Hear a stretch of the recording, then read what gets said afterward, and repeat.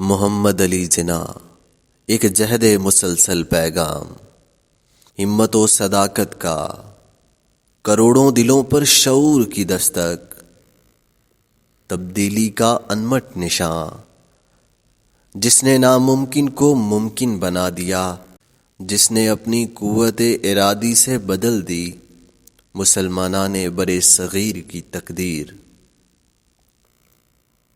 پھر کہلائے بابا ایک قوم، قوم کے محسن کو جنم دن مبارک۔ اسلام آباد سے طیب گوندل کی خصوصی رپورٹ۔ قائد اعظم کی تقریر: ہر رنگ و نسل، فرقے اور مذہب سے تعلق رکھنے والے کے حقوق کی حفاظت ریاست کی اولین ذمہ داری ہے۔ جنون سے اور عشق سے ملتی ہے آزادی، قربانی کی راہوں میں ملتی ہے آزادی۔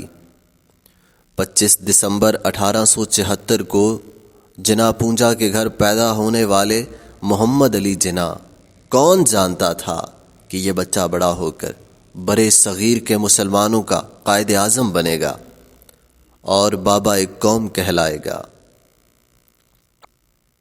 اپنی اینتھک جدوجہد، بہترین قیادت اور اصولوں پر ڈٹے رہنے والی اس شخصیت نے وہ کارنامہ کر دکھایا جو رہتی دنیا تک مسلمانوں کو یاد رہے گا۔ ملت ہوئی ہے زندہ پھر اس کی پکار سے، تقدیر کی اذاں ہے محمد علی جناح۔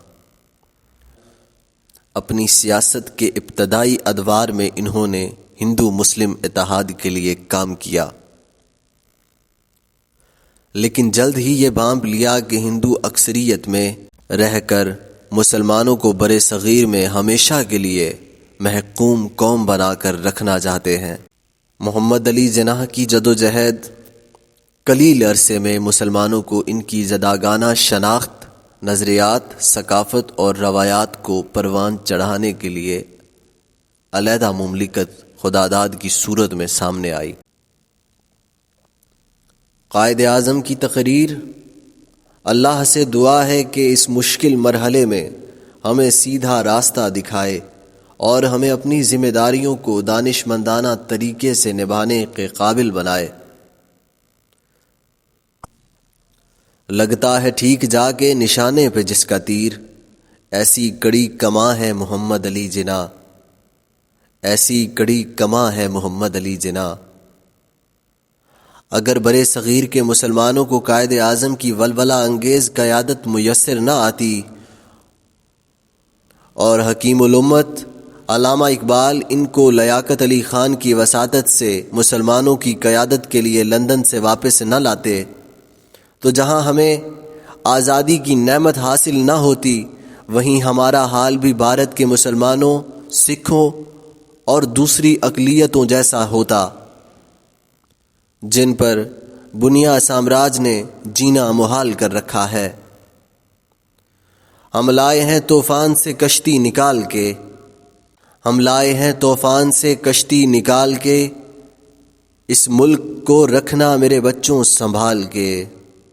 ہم لائے ہیں طوفان سے کشتی نکال کے، اس ملک کو رکھنا میرے بچوں سنبھال کے۔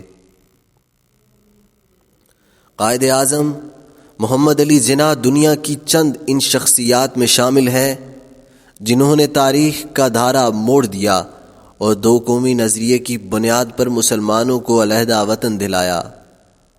مسلمانوں پر ان کا یہ عظیم احسان کبھی نہیں بھلایا جا سکتا۔